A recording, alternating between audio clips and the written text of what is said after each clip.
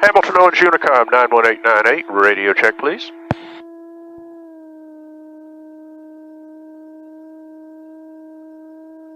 Loud and clear, Stoney. Thanks, David. We're heading down to Aiken for the Breakfast Club this morning. Looks like a nice day. I believe it will be.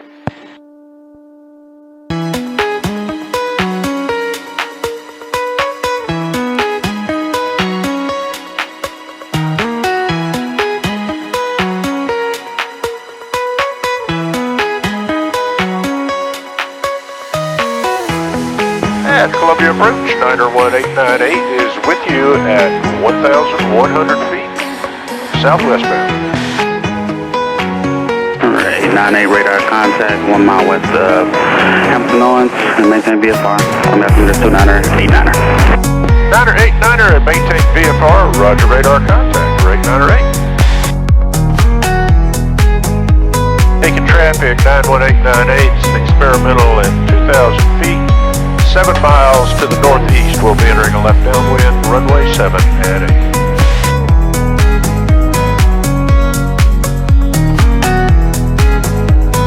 At Aiken traffic, Skylane 2 Sierra Pop is 4 miles to the north, and we'll be entering a left downwind for 7, Aiken. Morning, Scott. Good morning.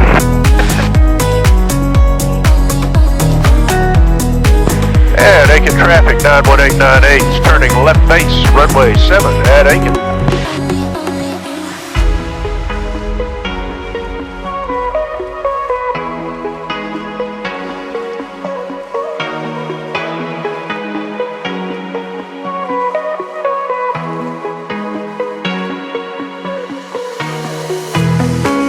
At Aiken traffic, 91898, short final, runway 7 at Aiken.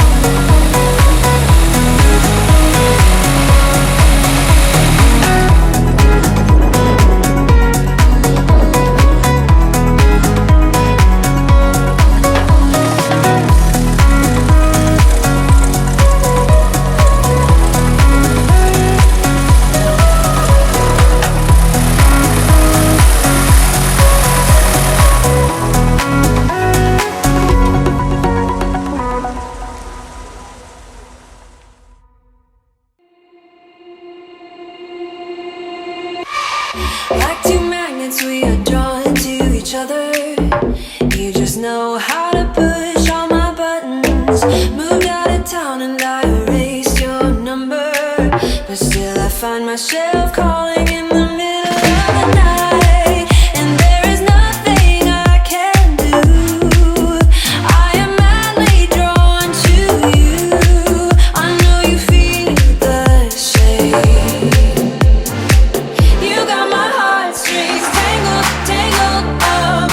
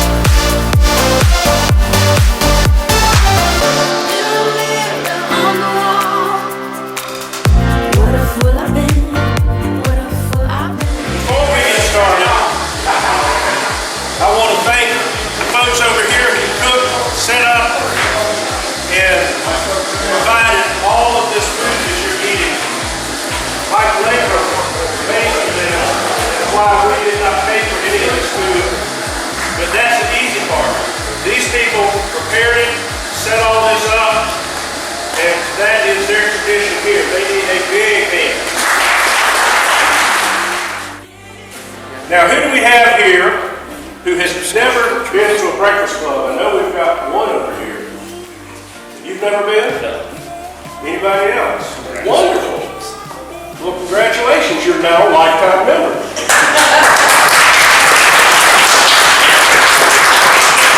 This organization started back in 1938 in Orangeburg, South Carolina. Thomas Summers, who was a local businessman, was looking for a reason to spend some time before church with his daughter. He had an air cooler, or an cooler.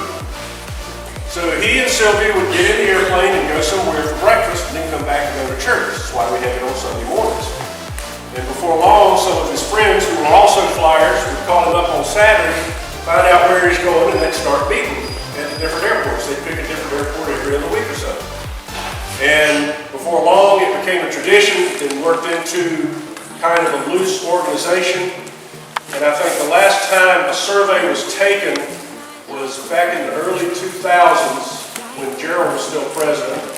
And there were some 8,000 or 9,000 people who had become members of the Breakfast Club. And it's been going on more or less every other week since then at a different airport in South Carolina. We've got Salisbury, North Carolina on our schedule. We used to go into the eastern part of Georgia occasionally. But it's been going on more or less every other week, except for a brief period in World War II when gas rationing took effect.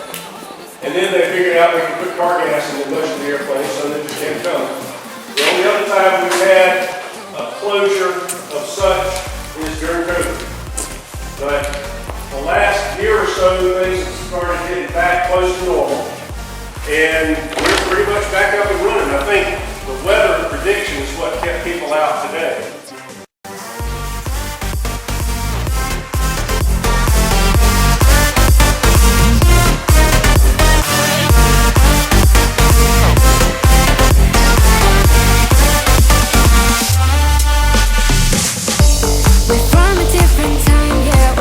Different breed, cause what we got is timeless, we supersede. And we hold in the key, yeah, we're tight as can be. We're rolling just like we please. Ooh, getting caught in the mist is so many that never get out of. We're feeding the fears and the doubts. Ooh, but we go the way run to the end and we run without shame. We own the game, and we run. All of the tradition that Mr. Summers started as kind of poking fun at people who were coming to the gathering and kind of made questionable landings. And over the years, we have had everything from just slight bounces to people running off the runway. I think one of the most prominent incidents it wound up being was in Lawrence. We had a gentleman in a KR2 made a beautiful landing. It was a tailwheel version. We were watching him roll out, and he started easing to the left, and easing to the left, and went off the runway, and then down the hill into the trees. He had a flat tire, and could not keep it on the runway. It didn't hurt the airplane, and he got out all right, and pulled it back up. But that was one of these, like watching a train wreck. You're sitting there going, this isn't happening. We've had, I think, one situation at, I think Gerald said it was White Plains, where a guy came off, went off runway behind the hangar, got back on the runway and left. So he wouldn't have to sign the ball. So does anybody want to tell on anybody, or did anybody see anybody make a questionable landing or have any deals with the crosswinds that they want to make a candidate for the ball? I think we were first. He was first. Everybody does? You were first here? All right. I think we've got one little spot left. We're in search for the new ball. You might be the last one to sign.